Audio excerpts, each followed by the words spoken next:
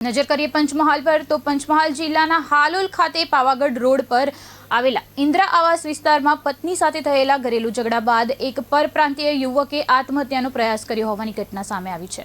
પ્રાથમિક માહિતી મુજબ ઝઘડો ઉગ્ર બનતા યુવકે ધારદાર બ્લેડ વડે પોતાના ગળાના ભાગે ઈજા પહોંચાડી હતી, જેના કારણે તે ગંભીર રીતે ઘાયલ થયો હતો।